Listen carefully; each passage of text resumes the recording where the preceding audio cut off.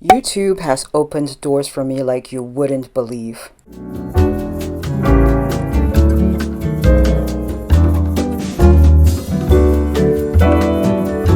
You probably clicked on this video because you thought I was going to discuss how I've grown my channel, gotten brand deals, and other monetary opportunities because of YouTube.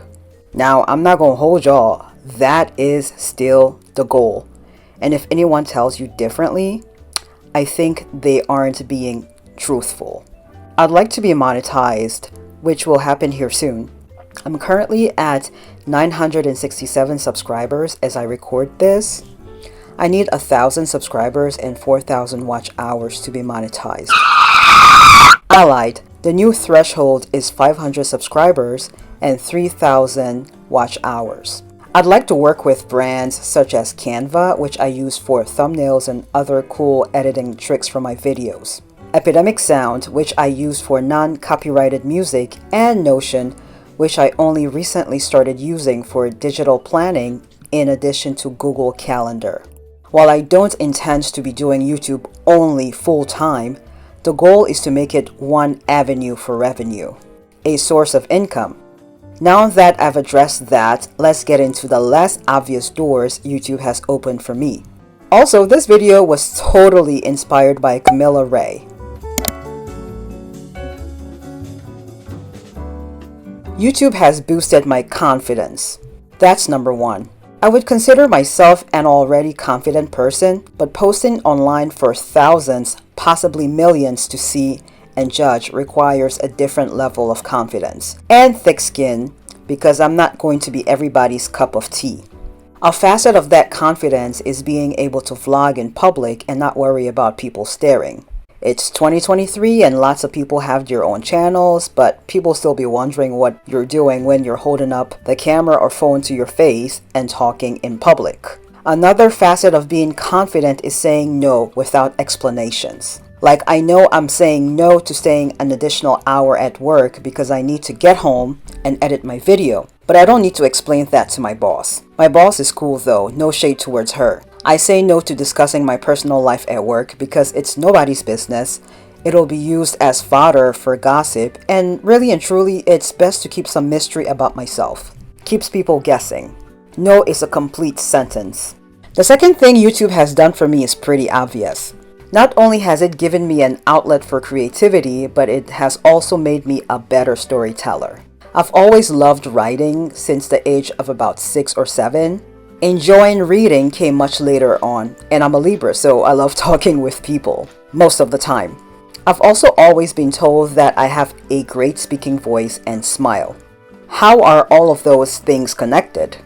Well, for YouTube, while having a great speaking voice and smile aren't requirements for success on the platform, they certainly do help draw people in, much like having a pretty face. Not a requirement, but hey, sometimes we click on a video because the person has a striking face. Let's be honest. As for reading, writing, and talking with people, in order to keep people locked in, you gotta be able to be a great storyteller. Not only should the story you're telling be interesting, but it must also be to the point, which is where scripting the video comes in.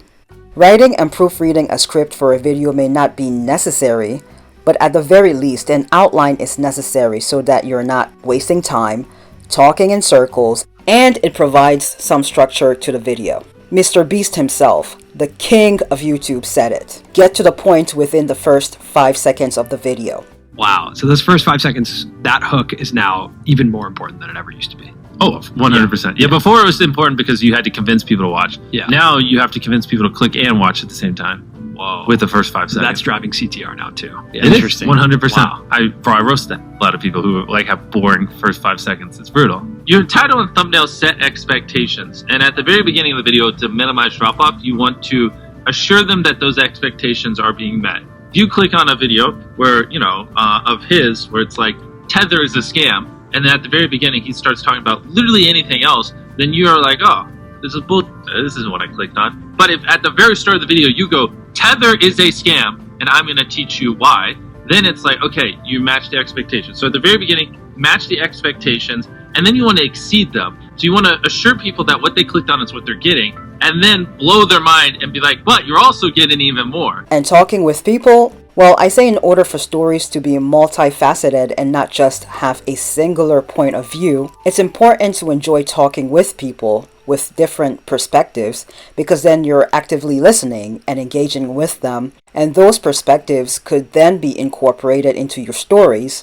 if those people are okay with that, and you of course give them credit, which neatly brings me to the third thing YouTube has done for me, and that is building a community. It may not seem like it, but I've built a community around my Cameroon videos. It never ceases to surprise me how well those videos do.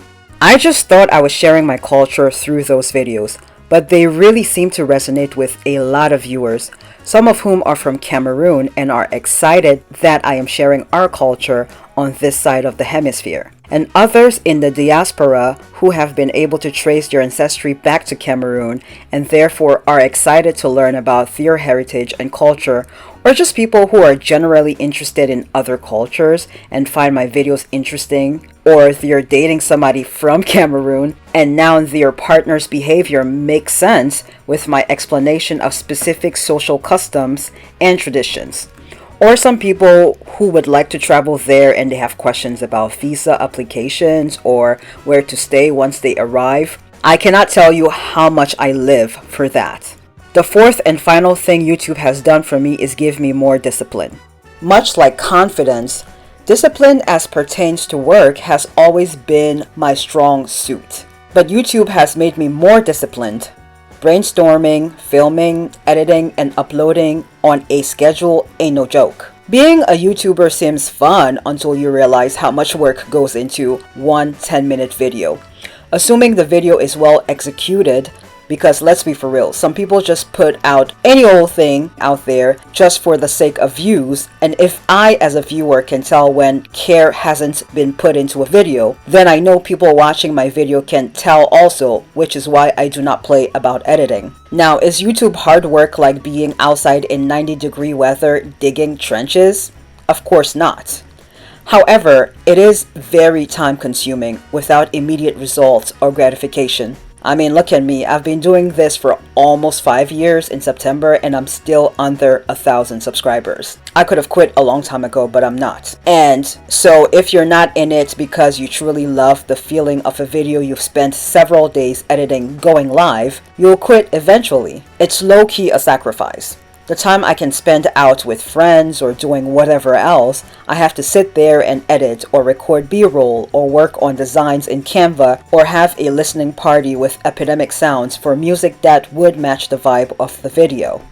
For all the complaining I do about editing the rough cut, I love the finished product, and that cannot happen unless I'm disciplined. Sometimes I edit well into the wee hours of the morning, which I do not recommend, but sometimes that's what it takes to put out a video I'm proud of. Will the video go viral? Probably not, at least not right away, but all that matters is that I watch the video a year, 2 years from now and go, wow, that video was amazing, which is how I feel about a lot of my older videos.